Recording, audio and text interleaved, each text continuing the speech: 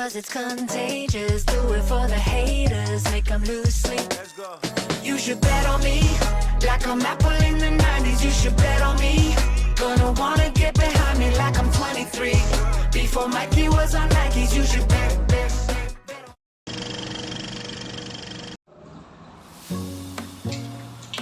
Salam sejahtera kepada tuan dan rakan-rakan sekalian. Hari ini, ahli kumpulan saya dan saya akan berkongsikan kepada anda semua tentang pembangunan ekonomi di Malaysia. Jom kita mulakan.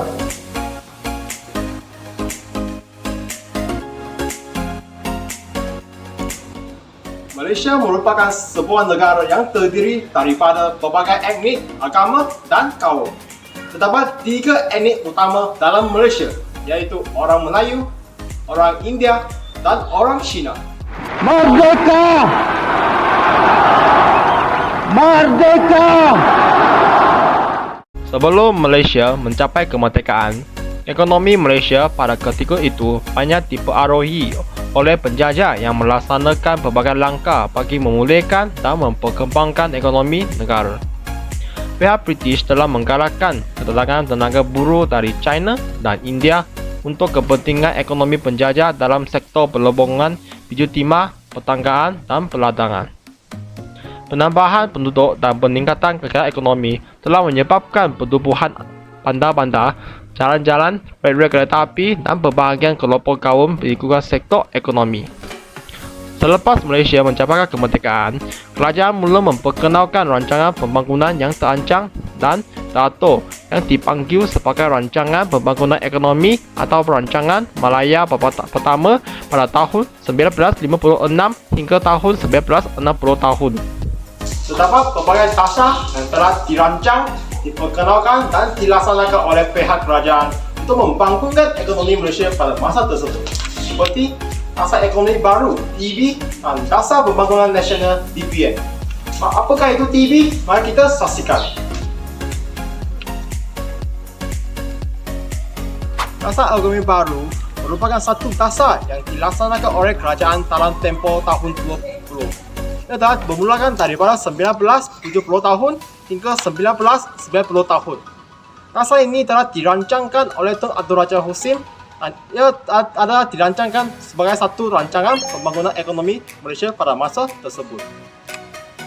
TB dilancarkan melalui rangka rancangan jangka panjang pertama RRJP 1 yang mengandungi 4 rancangan pembangunan 5 tahun Malaysia.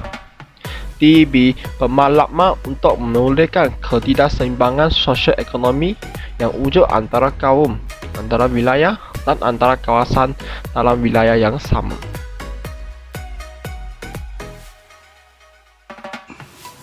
Sekarang, marilah kita lihat satu carta dulu. Pada tahun 1970, ditetapi bahawa purata 49.3% dari semua keluarga di Semenanjung Malaysia memperoleh pendapatan di bawah garis kemiskinan.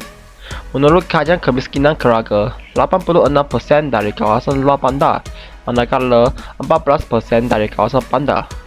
Berdasarkan cara tersebut, kita dapat lihat kadar kemiskinan orang Melayu merupakan 64.8%, manakala kadar kemiskinan orang India merupakan 39.2%. Orang Cina memiliki kadar kemiskinan yang terendah dalam jadual yang telah saya tunjukkan. Bukan itu sahaja, dilihat dari sudut pembahagian pekerjaan pada tahun 1970, pecahan mengikut kaum. Kita dapat mengetahui kebanyakan orang Melayu telah melibatkan diri dalam sektor pertanian, manakala kebanyakan orang Cina telah menjalankan kegiatan perlambungan. Berdasarkan dua kajian yang telah saya tunjukkan tadi, telah menjelaskan satu sebab utama berlakunya peristiwa 513. Peristiwa 513 merupakan satu peristiwa perusahaan perkahwinan yang telah memaksakan satu dasar tentang perpaduan telah diwujudkan. Maka, Dasar Ekonomi Baru (TEB) telah dibentukkan oleh kerajaan pada selepas masa tersebut. Terdapat berbagai objektif dalam pelaksanaan TEB oleh pihak kerajaan kita. Antara termasuklah menyusunkan semula masyarakat untuk mengurangkan dan menghapuskan pengenalan kaum mengikut fungsi ekonomi, membamiskan kemiskinan dengan menambahkan pendapatan dan memperbayakan peluang pekerjaan kepada semua rakyat tanpa mengira kaum. Mewujudkan kemakmuran untuk semua rakyat Malaysia supaya tiada komuniti yang akan mengalami kehilangan dan penafian hak. Mewujudkan peluang pekerjaan untuk semua golongan, terutamanya yang menganggur, serta mengurangkan jurang perbezaan pendapatan antara semua kaum dan antara kawasan bandar maupun peram bandar. Memperbaiki taraf dan kualiti hidup rakyat melalui pelajaran, latihan, kesihatan, kemudahan infrastruktur dan lain-lain.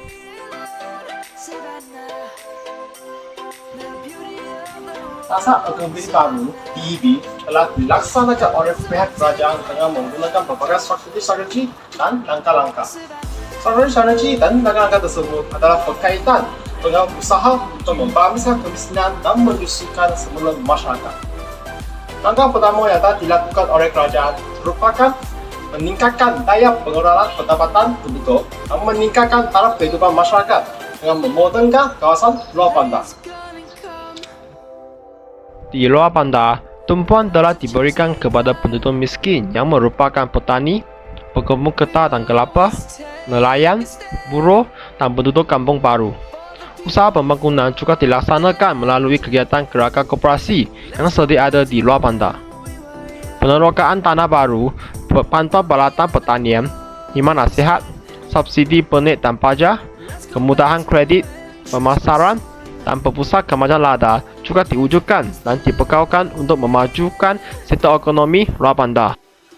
Manakala di dalam bandar pula, pihak kerajaan telah memajukan berbagai jenis perindustrian dan perniagaan yang membukakan peluang pekerjaan lebih banyak dan meningkatkan pendapatan golongan miskin berbagai kaum.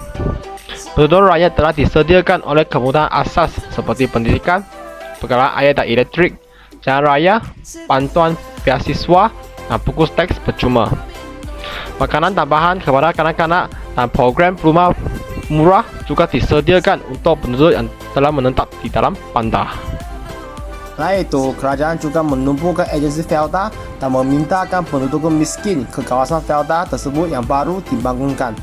Felda juga dikenali sebagai Federal Land Development Authority.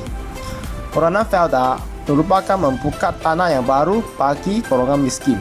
Selain itu, pihak kerajaan telah mengambilkan peran dalam mewujudkan peran pekerjaan kepada golongan yang menggabungkan dengan menumpukan berbagai agensi kerajaan. Terdapat 4 agensi utama yang telah ditubuhkan oleh kerajaan dalam melaksanakan tanggungjawab diri masing-masing. Pertama merupakan Lembaga Kemajuan Ikan Malaysia (LKIM). Agensi tersebut berperanan dalam memodernkan industri perikanan dalam Malaysia. Kedua, Lembaga Pertubuhan Peladangan (LPP).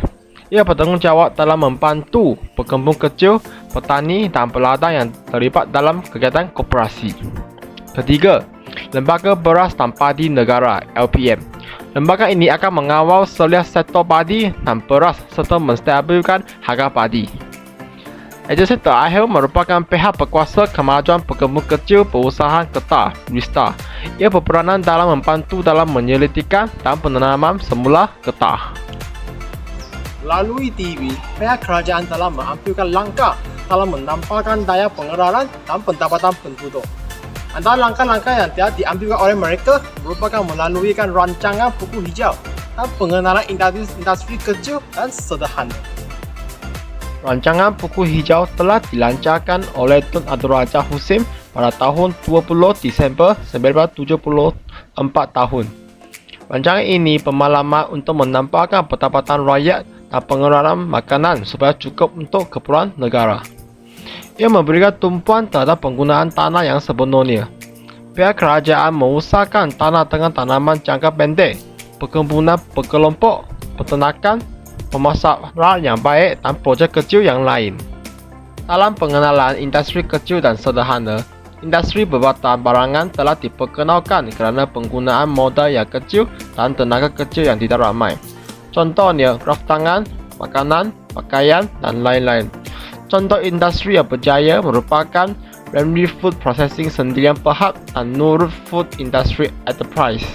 Maka, muncul ramai usahawan muda yang dapat menyumbang kepada pembangunan masyarakat dan negara. Seterusnya, pihak kerajaan telah bertanggungjawab dalam memajukan negeri, wilayah atau kawasan yang dianggap mundur atau tidak maju dengan melaksanakan pembangunan wilayah baru seperti dasar dan lain-lain. Program dijalankan dengan pembukaan tanah untuk industri getah dan kelapa sawit. Rancangan tersebut telah dilaksanakan oleh beberapa agensi kerajaan seperti Lembaga Kemajuan Johor Tenggara Kejorak, Lembaga Kemajuan Terengganu Ketengah, Lembaga Kemajuan Pahang Tenggara Utara, Lembaga Kemajuan Kelantan Selatan Kesedah. Upan Development Authority (UDA) atau juga dikenali sebagai Pembangunan Panda dibubuhkan pada tahun 1971 yang berperanan dalam sektor pembangunan industri dan pembukaan panda baru. Apabila pihak kerajaan telah bertanggungjawab dalam memperbaikikan tahap kehidupan masyarakat pada masa tersebut melalui pelajaran, latihan, kesihatan, kemudahan infrastruktur dan lain-lain melalui pelaksanaan DEP. Pihak kerajaan telah mengambil langkah dalam melahirkan tenaga kerja mahir yang dapat memenuhi keperluan dalam pertanian dan perindustrian. Asas latihan kemahiran ini diberikan sejak di bangku sekolah melalui mata pelajaran kemahiran hidup. Pendidikan menengah atas dibahagikan kepada dua jurusan, iaitu akademik dan vocational. Contoh-contohnya merupakan Maktab Pengguruan Teknik, Universiti Teknologi Malaysia, Universiti Teknologi Mara dan lain-lain. Kursus kemahiran ditawarkan dalam berbagai bidang untuk memenuhi permintaan terhadap tenaga kerja mahir. Sekarang, saya akan menjemputkan ahli kumpulan saya, Lee, untuk memperkongsikan kepada anda semua apakah itu DPM. Okey, jom. Mana Lee? Oh, sini. Let's go. Hai Lee, selamat pagi. Okey, boleh kamu kongsikan kepada mereka apakah itu DPM? Ya, tak ada masalah, boleh. Okey, DPM ini yang merupakan satu dasar yang diperkenalkan oleh Dr. Mahathir Mohamad untuk membasmi kemiskinan serta menyusun semula masyarakat supaya ketidakseimbangan ekonomi dan sosial antara kaum dapat diperbaikan. Dan bagi DPM ini, strategi asasnya adalah DEB. Jom kita. Latar belakang DPN. Tun Dr. Mahathir Mohamad pada masa itu ialah Perdana Menteri keempat. Beliau berusaha untuk melancarkan DPN pada 17 Jun 1991. DPN dirangka untuk 10 tahun melalui rangka rancangan jangka panjang kedua. Dasar ini meliputi IMK 6 dan IMK 7 dan menandakan bermulanya satu lagi era baru. Tujuannya adalah untuk menjadikan Malaysia sebuah negara maju menjelang tahun 2020. Sekarang saya akan teruskan pada bahagian matlamat dan objektif kerajaan untuk melaksanakan DPN ini. Matlamat dan objektif bagi DPN ini adalah untuk mengukuhkan semangat perpaduan antara kaum dan integrasi nasional antara negeri dengan melalui pengalihan kekayaan yang adil. Untuk mencapai hasrat tersebut, pembangunan secara seimbang telah dilakukan dan diusahakan oleh kerajaan dengan merapatkan integrasi nasional antara negeri, antara penduduk bandar dengan luar bandar, antara kaum. Sehubungan dengan itu, terdapat banyak strategi yang dilaksanakan oleh kerajaan. Marilah kita terus lihat. Dalam pelaksanaan untuk DPN ini, ataupun kita kata sebagai dasar pembangunan nasional ini, kerajaan telah mengambil beberapa tindakan untuk melancarkan strategi DPN dari aspek ekonomi, sosial dan kemudahan fizikal dan alam sekitar. Ketiga-tiga aspek ini sangat penting untuk melancarkan, memajukan pembangunan ekonomi Malaysia. Mari kita lihat ketiga-tiga aspek ini adalah aspek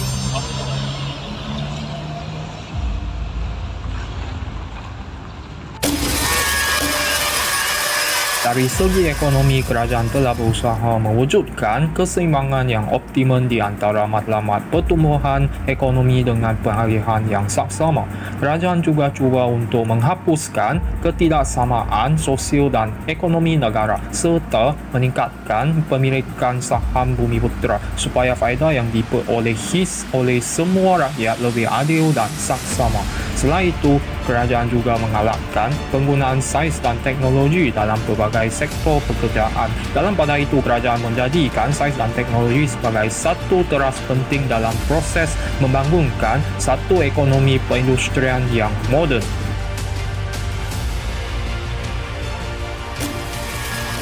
Dari segi sosial pula, kerajaan memberikan insentif kepada kemudahan pendidikan. Hal ini menambahbaikkan kemudahan bagi sekolah, sementara memajukan masyarakat miskin tanpa mengira kaum. Usaha yang telah dilakukan oleh kerajaan dapat memajukan sumber manusia dan termasuk mewujudkan tenaga kerja yang berdisiplin dan produktif. Selanjutnya, kerajaan mahu mewujudkan masyarakat yang berdisiplin dan progresif supaya semua rakyat menikmati kesejahteraan hidup yang tinggi. Dalam pada itu, sistem pendidikan yang dibangunkan oleh kerajaan dapat menyemai nilai-nilai sosial dan kerohanian yang positif kepada rakyat. Kesannya, rakyat akan menghayati perasaan bangga dan cintakan negara. Dalam kemudahan fizikal dan alam sekitar, kerajaan akan sentiasa memastikan bahawa semasa dalam usaha mencapai pembangunan ekonomi, perhatian juga akan diberikan kepada pelindungan alam sekitar supaya pembangunan negara dalam jangka panjang dapat dipastikan.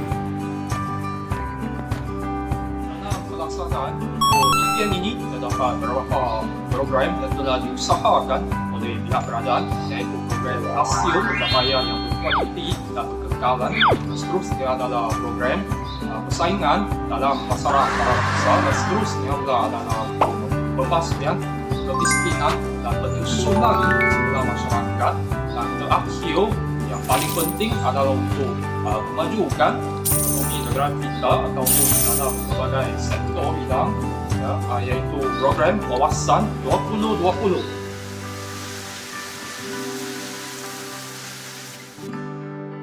Program yang pertama adalah hasil pencapaian yang berkualiti dan berkekalan. Kerajaan mahu menghapuskan kemiskinan di kalangan golongan termiskin, terutamanya Bumiputera. Bagi mengurangkan ketidakseimbang dalam Malaysia, penekanan akan diberikan kepada aspek-aspek pendidikan dan latihan. Dalam pada itu, golongan belia akan diberi latihan di agensi kerajaan seperti Pusat Latihan Kemahiran Giat Mara dan Institut Latihan Perindustrian. Hal ini bagi membolehkan mereka mendapatkan kerja yang berkaitan dengan kemahiran dan berpendapatan tinggi. Persaingan pasaran dalam antarabangsa. Kerajaan telah berusaha meningkatkan daya tarikan kepada pelabur dan pengusaha asing supaya urusan mereka di Malaysia dapat diluaskan. Selain itu, bagi menghadapi persaingan antarabangsa yang tinggi, kerajaan mengamalkan dasar liberal, iaitu sistem ekonomi bebas dalam pengeksportan dan pengimportan. Program yang seterusnya, pembasmian kemiskinan. Kerajaan meneruskan usaha untuk menghapuskan kemiskinan tegar dalam pelbagai kaum, khasnya golongan Bumiputera. Dengan usaha kerajaan pembasmian kemiskinan, termasuklah pemberian subsidi besar-besaran. Dalam pada itu, kerajaan telah memberi subsidi kepada petani dan nelayan. Tumpuan kerajaan juga ditumpukan ke arah mempertingkatkan produktiviti pengeluaran mereka. Hal ini dapat mewujudkan pekerjaan dan terus bantu dalam tingkatkan pendapatan untuk golongan penanam padi dan nelayan. Bagi penduduk yang di bandar pula, kemiskinan akan dikurangkan oleh kerajaan dengan penyediaan peluang pekerjaan yang lebih baik. Kerajaan telah meningkatkan dan menyediakan pendapatan dan kemudahan asas seperti perumahan, pengangkutan dan kemudahan awam.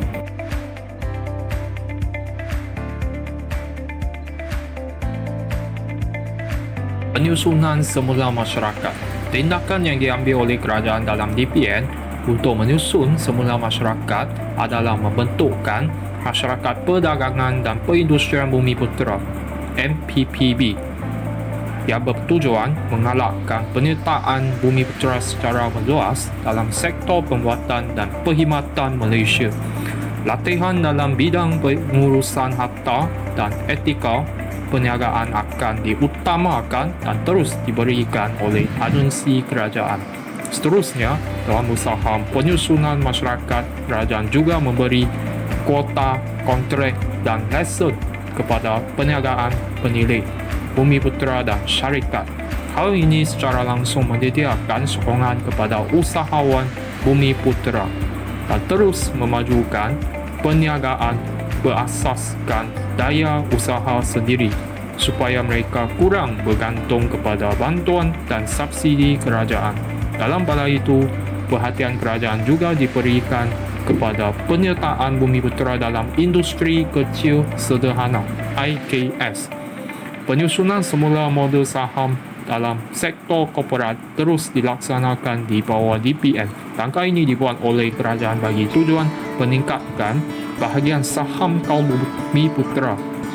Perkara ini selaras dengan matlamat asal di EB bagi mencapai sekurang-kurangnya 30% dalam pemilikan, penguasaan, pengurusan sektor moden. Tindakan akan diambil oleh kerajaan dengan melalui program penswastaan.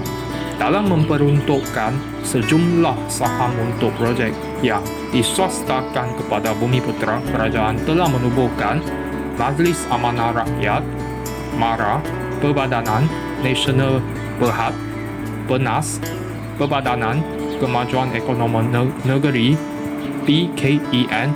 Pada masa yang sama, kaum Bumiputera juga diberikan peluang untuk menyertai projek penswastaan.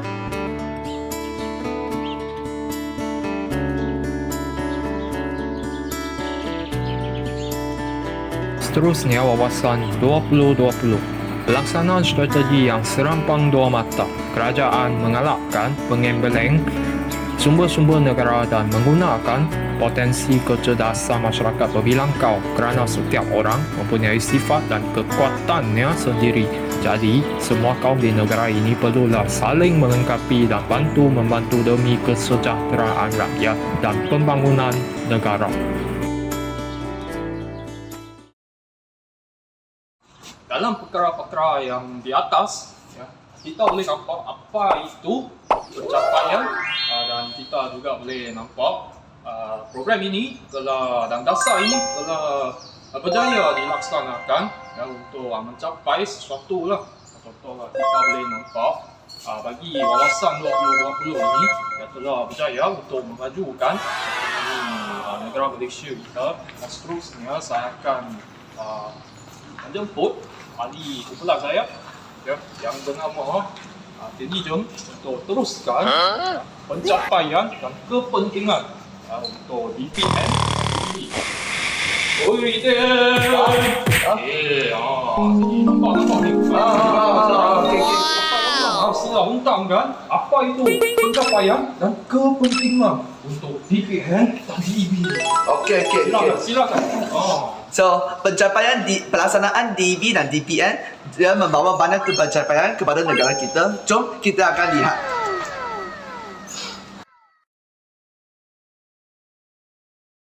Pada mula-mulanya, kalau kita lihat dari segi sosial, pelaksanaan DEB dan DPN dalam membantu dalam menurunkan kadar kemiskinan, meningkatkan kualiti hidup rakyat, kemunculan golongan baru, membangunkan sistem pendidikan, perhubungan dan pengangkutan serta mengembangkan wilayah yang baharu.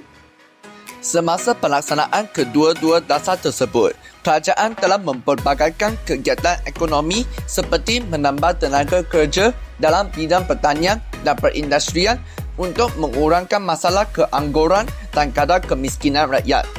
Hal ini juga supaya semua rakyat boleh mendapat akses kepada kemudahan awam untuk meningkatkan taraf hidup dan kualiti mereka. Jadual tersebut merupakan insiden kemiskinan mengikut kumpulan etnik dari tahun 1970 hingga 2016. Jelaslah bahawa pelaksanaan kedua-dua dasar tersebut telah membantu dalam pembasmian kemiskinan di negara kita. Selain itu, penyediaan infrastruktur seperti hospital dan klinik telah meningkatkan tahap kesihatan rakyat di Malaysia. Hal ini telah menunjukkan bahawa kesejahteraan rakyat dan kemakmuran negara semakin baik pada tahun 1990. Jadual tersebut menunjukkan kadar kematian bayi IMR, kadar kematian neonatal NMR dan kadar kematian ibu MMR dari tahun 1974 hingga 2016. Hal ini boleh dilihat dengan jelas bahawa peningkatan fasiliti kesihatan telah membantu dalam penurunan kadar kes-kes tersebut. Misalnya, IMR diturunkan dari 33.8% pada tahun 1974 kepada 6.9% pada tahun 2017. Seterusnya, pada era globalisasi kini, perkembangan ekonomi telah menyebabkan keperluan terhadap bidang kerja semakin meningkat. Oleh itu, golongan pertengahan telah diwujudkan dalam kalangan masyarakat di negara kita. Mereka merupakan kumpulan berpendapatan 40% pertengahan dan isi rumah berpendapatan sederhana dengan purata bulanan antara RM3,860 hingga RM8,319. Mereka terdiri daripada golongan profesional, pemodal, teknikal, pentadbiran dan pengurusan yang habis belajar di kolej dan universiti. Hal ini telah menyebabkan mereka menunjukkan bahawa dasar ekonomi yang dilaksanakan oleh pihak kerajaan dan swasta telah memberikan kesan kepada peningkatan taraf hidup rakyat serta pendapatan dan kemakmuran negara. Kemudian, masyarakat perindustrian dan perdagangan bumi putera telah ditubuhkan di negara kita. Golongan tersebut telah membentuk kelas bumi putera komersial yang melibatkan diri dalam sektor korporat. Hal ini telah memunculkan tokoh bumi putera seperti ahli perniagaan Tan Sri Mohd Effendi Norwawi, tokoh perbankan Tan Sri Asman Hashim, tokoh korporat Tan Sri Sheikh Mokhtar Al-Bukhari dan tokoh hartanah Tan Sri Mustafa Kamal. Golongan-golongan tersebut telah membantu golongan miskin mendapat pekerjaan dalam syarikat dan industri yang dimiliki oleh golongan itu. Di samping itu, pelaksanaan kedua-dua dasar tersebut dapat membangunkan sistem pendidikan di negara kita. Selepas tahun 1990, institusi pendidikan yang diletakkan di bawah kelolaan pihak kerajaan dan swasta ditumbuhkan serta graduan dalam bidang sains, teknologi dan teknikal diwujudkan. Bidang-bidang ini amat diperlukan kerana permintaan yang tinggi dalam bidang perindustrian dan keekonomi. Oleh itu, graduan-graduan ini dapat membantu negara kita berdaya saing dengan kuasa asing seperti Jepun, China, Amerika Syarikat dan lain-lain. Selanjutnya, sistem pengangkutan dan perhubungan telah dimajukan disebabkan oleh pembangunan ekonomi di negara kita. Hal ini kerana pihak kerajaan dan swasta telah membuat pelaburan dalam bidang pengangkutan untuk memenuhi keperluan perindustrian serta perdagangan. Misalnya, jaringan sistem jalan raya, pengangkutan udara, kereta api dan pelabuhan yang moden telah merancangkan aktiviti ekonomi negara termasuklah ke kawasan pedalaman. Hal ini juga menyebabkan sistem pengangkutan dapat memudahkan proses integrasi antara semenanjung Malaysia dengan Sarawak dan Sabah. Akhirnya, pelaksanaan kedua-dua dasar tersebut telah mengembangkan wilayah yang baharu di negara kita. Misalnya, felda segitiga jengkah yang berkembang daripada sebuah tanah rancangan felda kepada sebuah bandar. Jengkah didubuhkan melalui projek segitiga jengkah oleh felda dan ia dinamakan demikian kerana lokasi jengkah yang terletak di antara tiga daerah iaitu Temerloh, Maran dan Jerantut. Pelbagai kemudahan perkhidmatan ditubuhkan di sana seperti pejabat pos, hospital, bank, institusi pendidikan, stadium mini, pusat perniagaan dan penjabat pentadbiran kerajaan. Bengkel kereta dan motor serta kilang juga beroperasi di kawasan perindustrian sana seperti kilang Alps dan kilang bimbingan bank pembangunan. Ini adalah pencapaian DEB dan DPN dari aspek sosial. Kita akan lihat pelaksanaan DEB dan DPN dari aspek ekonomi. Mereka sudah membantu dalam perindustrian berteknologi tinggi, membina kawasan yang baru dan membuat kereta buatan Malaysia di negara kita. Pada mula-mulanya, pelaksanaan kedua-dua dasar tersebut telah membantu dalam sistem perindustrian berteknologi tinggi di negara kita. Perkembangan industri berat yang bertujuan memperkukuh asas perindustrian negara dan menambah kemahiran rakyat dalam bidang teknologi yang lebih tinggi. Industri tersebut juga melibatkan penggunaan jentera moden yang memerlukan kemahiran tinggi dan modal yang besar.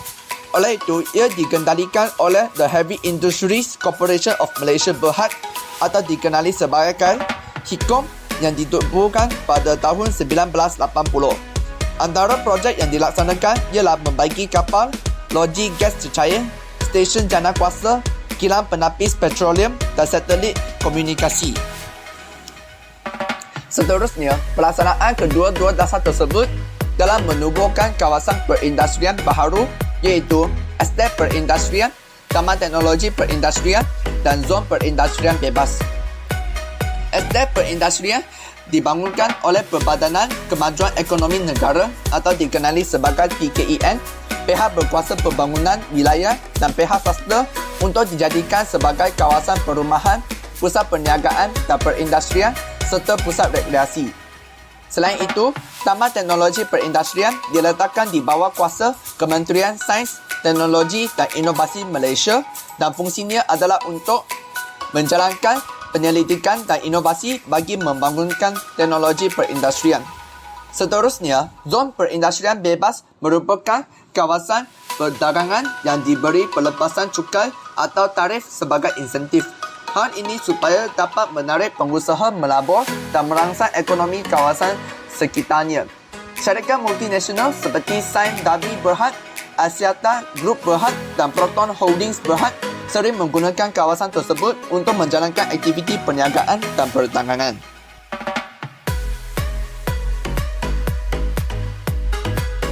Akhirnya, pelaksanaan kedua-dua dasar tersebut telah membantu kita untuk membina kenderaan buatan Malaysia.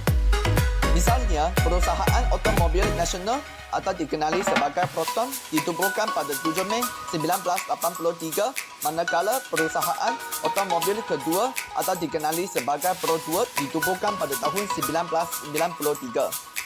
Selain itu, motosikal dan enjin nasional STN PHD atau dikenali sebagai Modernas merupakan syarikat pengeluar motosikal nasional yang menghasilkan pelbagai model motosikal kecil dengan kapasiti enjinnya 200cc untuk pasaran tempatan dan antarabangsa. Tujuan menubuhkan syarikat-syarikat tersebut adalah untuk membuka peluang pekerjaan untuk tenaga kerja yang terdiri daripada rakyat berbilang tahun di negara kita.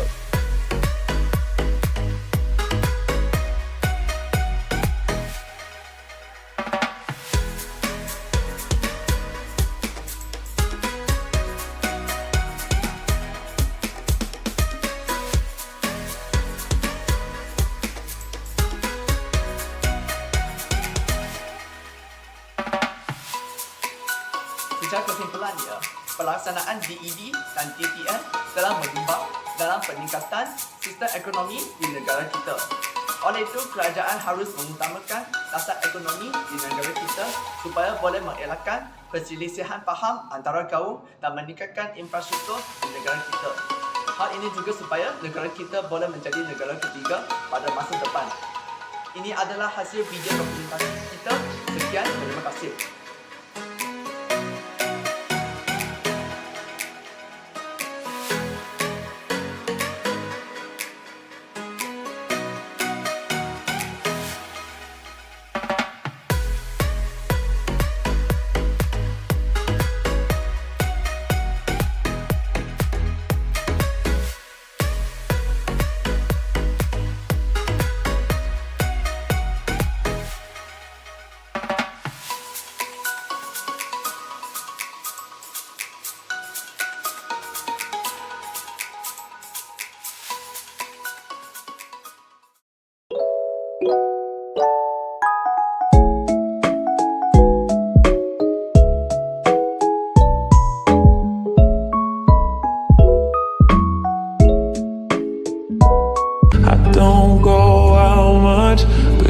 to come through tonight.